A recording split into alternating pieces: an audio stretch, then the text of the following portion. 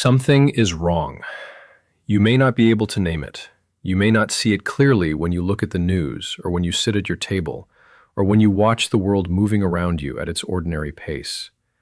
But somewhere beneath the surface of daily life, in the part of you that was made for eternity, you sense it.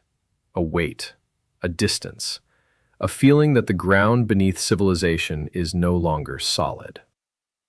Father Chad Ripperger has spent decades in the most hidden corners of spiritual warfare, in exorcism, in deliverance ministry, in the study of tradition and prophecy and the interior life of the soul. And what he has said repeatedly, with the quiet gravity of a man who does not speak carelessly, is this: what is coming next will be unlike anything the modern world has seen. Not merely politically, not merely culturally, spiritually. The question is not whether you believe that. The question is whether your soul is prepared for it. Most people are not. Most Catholics are not. Not because they are evil, but because they have been lulled by comfort, by noise, by the slow erosion of the interior life into a kind of spiritual sleep from which they have not yet awakened. This video exists to wake you up. Before we go further, understand what this is and what it is not. This is not a video designed to generate fear for its own sake. This is not speculation dressed in religious language. This is not entertainment wearing the costume of warning. If you came here looking for sensationalism, you will not find it. What you will find is this: a serious engagement with the teachings, warnings, and spiritual directives that Father Chad Ripperger has offered over years of priestly ministry, filtered through the unchanging lens of Catholic tradition, Scripture, and the doctrine of the Church. The goal is not to leave you paralyzed.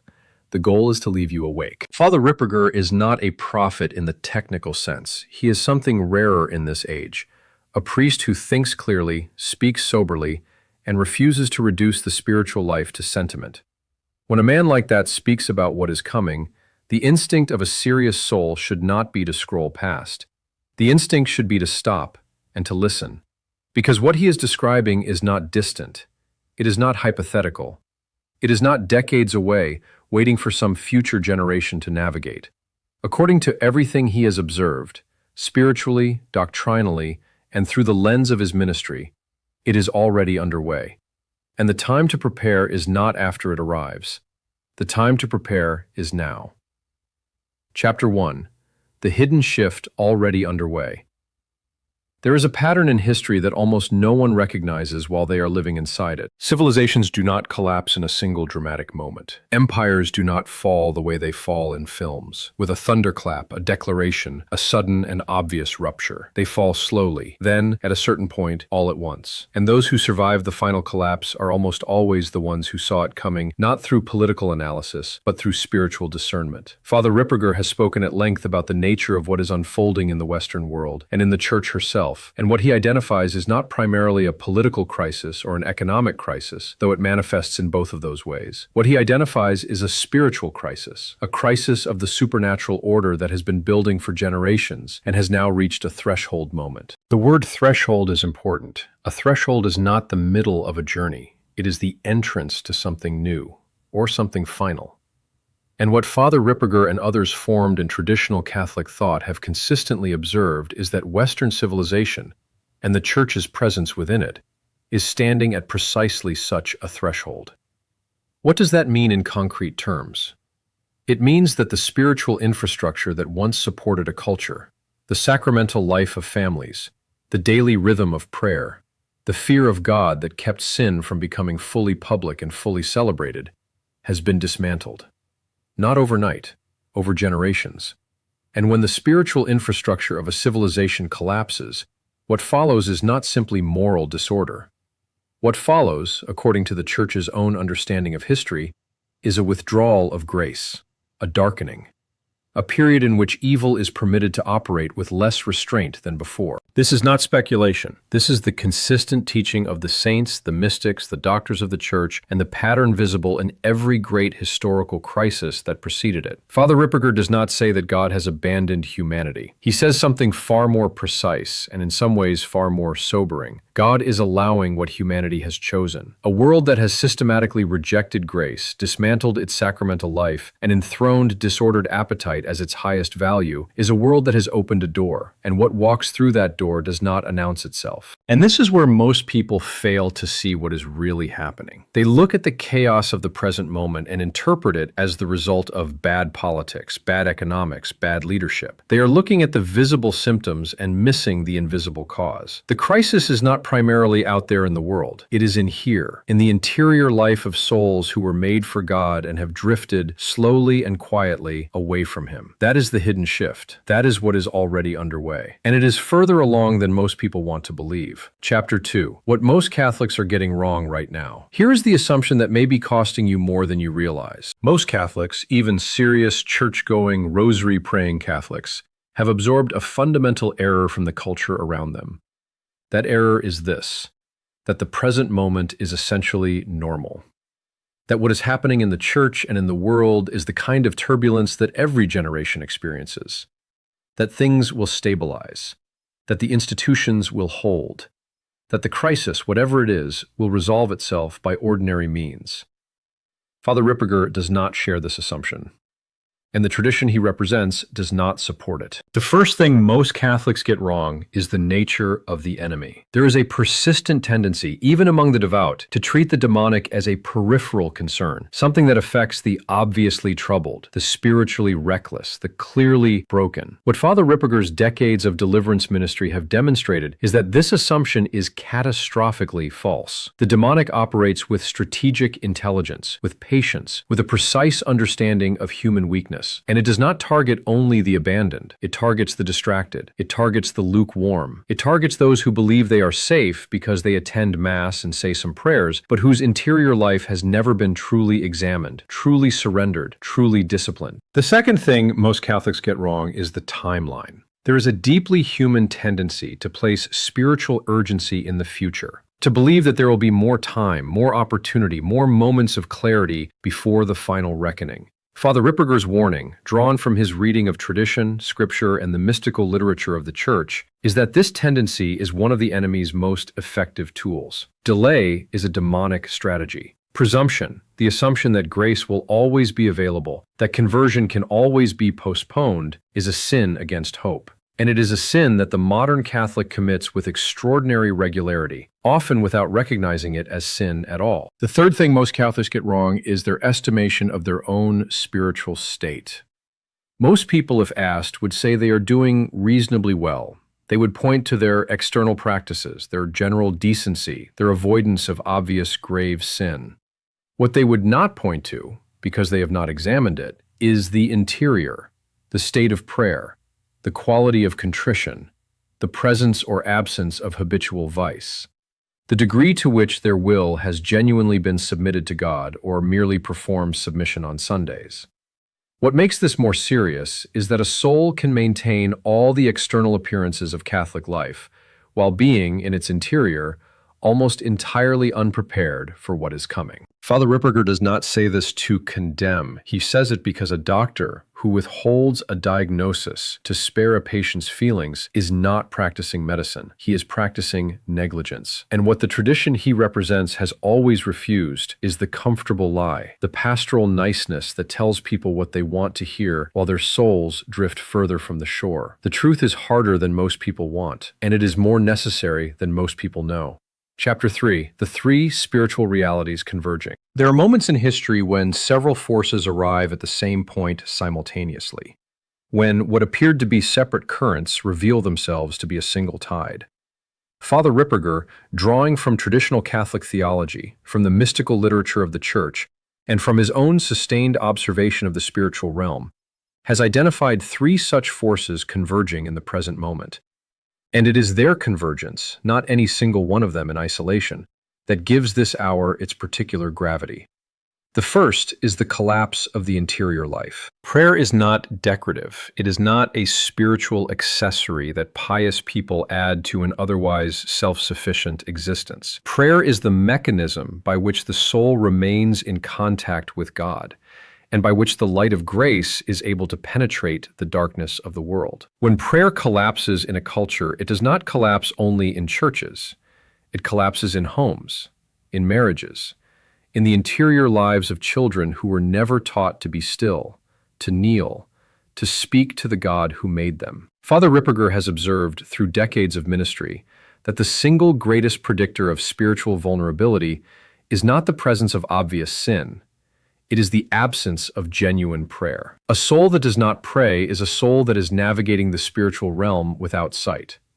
And the spiritual realm, as he has consistently reminded those who will listen, is not empty. The second converging reality is the fracturing of authority, both civil and sacred. There is a reason the Church has always emphasized legitimate authority, obedience, and the proper ordering of human relationships. It is not because authority is infallible. It is because the alternative, a world in which each person determines for themselves what is true, what is permissible, what is real, is a world that has removed the structural protection against deception. Father Ripperger has spoken carefully about the crisis of authority within the Church itself, not to scandalize, but to name what must be named. When the faithful cannot clearly read the signals of their shepherds, when confusion replaces clarity at the highest levels of instruction, the faithful become vulnerable. Confusion, in traditional spiritual theology, is not a neutral state. It is a condition that the demonic actively cultivates. The third converging reality is the acceleration of moral inversion. What previous generations recognized as sin is now celebrated.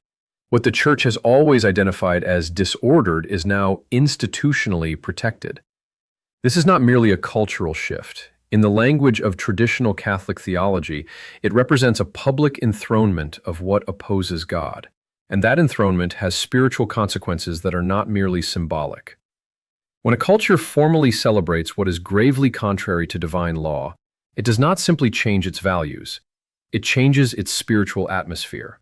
It invites, in a real and not merely metaphorical sense, a darkening of the supernatural climate in which souls must live and fight for their salvation. These three realities, the collapse of interior prayer, the fracturing of sacred and civil authority, and the acceleration of moral inversion, are not happening in sequence. They are happening simultaneously. And their convergence is precisely what Father Ripperger and those formed in the same tradition have pointed to as the marker of a moment unlike those that have come before it. This is not meant to produce despair. It is meant to produce clarity. Because clarity, in a moment of genuine spiritual danger, is not a burden. It is a grace. Chapter 4. 5 Signs Your Soul is Not Ready. What follows is not a condemnation. It is an examination. And an honest soul, a soul that genuinely desires to be found ready, will not turn away from it. Father Ripperger has spoken in various contexts and across many years of ministry about the signs that a soul is spiritually unprepared, not for ordinary life, but for the kind of trial that is now approaching. What follows are 5 of those signs, drawn from his teaching and from the broader tradition of Catholic spiritual theology. Hear them not as accusations, but as mirrors. The first sign is the absence of regular, serious confession. Not confession as a quarterly formality, not confession approached without examination of conscience, without genuine contrition, without the firm purpose of amendment. Serious confession, the kind in which a soul honestly names what it has done, what it has failed to do, and what it intends with God's grace to change. Father Ripperger has been direct on this point. A Catholic who is not going to confession regularly is a Catholic who is carrying wounds that are not being treated. And a wounded soldier who refuses treatment does not become stronger by ignoring the wound. He becomes weaker, more vulnerable, less capable of the fight that is coming. The second sign is chronic distraction as a way of life. Not ordinary distraction, the kind that every human being experiences, but distraction chosen as a default state. The constant movement from screen to screen, from noise to noise, from stimulation to stimulation, such that silence, has become uncomfortable, and interiority has become foreign. Father Ripperger has observed that one of the enemy's most effective strategies in the modern age is not temptation toward dramatic sin. It is the cultivation of a life so perpetually distracted that the soul never has a moment to hear God, to examine itself, or to recognize the danger it is in. A soul that cannot be still cannot discern. And a soul that cannot discern is precisely the kind of soul that the approaching crisis will find unprepared. The third sign is unresolved anger, unforgiveness, or habitual resentment. This sign is not about the presence of emotion. It is about what a soul has chosen to do with emotion over time. Father Ripperger has been explicit in his teaching on spiritual warfare and in his deliverance ministry that unresolved bitterness and unforgiveness create spiritual openings. They are not merely psychological problems. They are spiritual vulnerabilities. A soul that carries long-standing resentment toward a parent, a spouse, a priest, a sibling, an institution is a soul that has placed a wound in a location where it cannot be healed by ordinary means. It requires the deliberate, sometimes painful act of forgiveness. Not the feeling of forgiveness, the act. The choice, made repeatedly if necessary, to release what one has the right, but not the spiritual freedom, to hold. The fourth sign is a prayer life that has become mechanical or has ceased entirely. There is a difference between praying and performing prayer, between speaking to God and reciting words in God's general direction. Father Ripperger does not dismiss the value of vocal prayer. The rosary, the liturgy of the hours, the traditional prayers of the Church are not empty formalities. But he has consistently taught that a prayer life which has lost its interiority, its attention, its genuine desire for encounter with God, is a prayer life that has become a shell. And a shell, however beautiful its exterior, contains nothing. If your prayer has become something you complete rather than something you enter, that is a sign that the interior life has begun to hollow out. And a hollow interior is not a protected one. The fifth sign is the absence of any spiritual direction or serious accountability. A soul navigating the present moment without guidance is a soul navigating in darkness without a lamp. Father Ripperger has repeatedly emphasized the importance of spiritual direction, not as a luxury for the especially devout, but as a necessity for any soul that takes its eternal destination seriously. The spiritual life is not self-evident. The movements of grace and the movements of the enemy are not always easy to distinguish. A confessor, a spiritual director, a trusted priest who knows the tradition, these are not optional supplements. In a moment of accelerating spiritual confusion, they are essential. And the soul that insists it can navigate alone is the soul that has mistaken spiritual pride for spiritual independence. If any of these signs are present in your life, and for most people more than one will be, this is not the moment for discouragement. This is the moment for honesty. Because a soul that can see clearly what is wrong is a soul that is still capable of choosing differently. Chapter 5. What this means for your life, your home, your eternity. At some point, a teaching must stop being abstract. It must walk through the door of ordinary life and sit down at the table where you actually live. So consider your life as it is, not as you wish it were, not as it appears from the outside, as it actually is in the hours when no one is watching and the noise has finally stopped. What is the spiritual atmosphere of your home? Not the religious objects on the walls, though those matter, but the atmosphere. Is prayer a living reality in the place where your family eats and sleeps and spends its hours? Or has prayer become something that happens occasionally, half-heartedly, when there's nothing else competing for attention?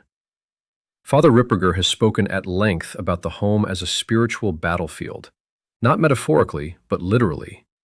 The home is a space that either invites grace or permits darkness, depending on what is practiced within it, what is allowed through its doors, what is spoken, and what is silenced within its walls. What about the souls in your care? If you are a parent, a spouse, a sibling, someone with influence over another human being who will one day stand before God, what are you doing with that responsibility? It is a grave thing to be entrusted with another soul. It is a graver thing still to allow that soul to drift toward danger while remaining comfortable in one's own spiritual routine. Ask yourself this: if what Father Ripperger is describing is true, If the convergence of forces he has identified is real, if the threshold is as close as the tradition suggests, how much of your daily life would need to change? How much of what you spend your energy on would need to be reconsidered? How much of what you have been postponing would need to begin immediately? Most people, when they encounter a warning of this kind, respond in one of two ways. Either they dismiss it, they find a reason to believe it does not apply to them, that it is exaggerated, that the church has always had people warning about the end and nothing has ever come of it. Or they feel a sudden surge of spiritual motivation that lasts several days and then fades as ordinary life reasserts itself. Neither response is adequate. Neither response is honest. The adequate response is the one that acknowledges the reality of what is being described, and then allows that acknowledgement to permanently alter the priorities of one's life. Not dramatically, not with visible heroics, but quietly, deeply, and in ways that endure past the initial feeling. If your soul has grown numb, this is the moment to notice it. If your prayer has grown thin, this is the moment to thicken it. If your confession has grown infrequent, this is the moment to make an appointment. If your home has drifted from God, this is the moment. Not next week, not after the next season of life settles down. This moment to begin bringing it back. Because what Father Ripperger understands, and what the tradition he represents has always understood, is that God does not ask for perfection before he acts. He asks for honesty. He asks for the turned face, the soul that looks at its own poverty and does not look away, but instead looks toward the only one who can remedy it. The question is not whether you are a good enough Catholic to survive what is coming. The question is whether your soul is awake enough to begin moving in the right direction, and whether it will begin moving now. Chapter 6. The Spiritual Response. What must be done? There is a temptation when confronted with a warning of this magnitude to respond with paralysis, to feel the weight of what has been described and conclude that the distance between where one is and where one needs to be is simply too great, that the crisis is too large, the interior damage too extensive, the time too short. Resist that temptation. It is not humility. It is a subtle form of despair. And despair, in the tradition of Catholic spiritual theology, is not a passive state. It is one of the enemy's most effective closings. A soul that believes it cannot be helped will not seek help, and a soul that does not seek help will not find it. Not because God withholds it, but because the soul has stopped reaching. The response that Father Ripperger and the tradition he represents prescribe is not complicated. It is not esoteric. It does not require a mystical gift or a special vocation. It requires something rarer in this age and more demanding than either of those things. It requires seriousness. A settled, deliberate, daily seriousness about the soul and its eternal destination. There will come a moment, for every soul, without exception, when the time for preparation will have passed. Not because God is cruel, not because mercy runs dry, but because there is a logic to the spiritual life that mirrors the logic of every serious thing. The window of a particular grace does not remain open indefinitely. The season for a particular response passes, and what was available in one moment is not always available in the next. Father Ripperger does not speak to frighten. He speaks because he has stood in the places where the consequences of spiritual unpreparedness are not theoretical. He has seen what the soul encounters when it arrives at the threshold of eternity without having taken seriously the life that preceded it. And what he has consistently said, in the quiet and authoritative voice of a man who chooses his words with care, is this: the hour is later than most people think. Not later in a sensational sense, later in the sense that the preparation which seemed future has become present, and the present is already passing. You are not being asked to be perfect. You are being asked to be honest, to look at your soul as it is, and to begin today, not tomorrow, moving it toward the God who has never stopped waiting for it. The question is not whether this reality is true. The question is whether you will respond while there is still time. The mercy of God is vast. His patience has been extraordinary. But the soul that has been warned and has heard and has chosen to wait, that soul carries a weight that grows heavier with every passing day. Begin now, while the door is open, while grace is being offered, while there is still time to be found ready.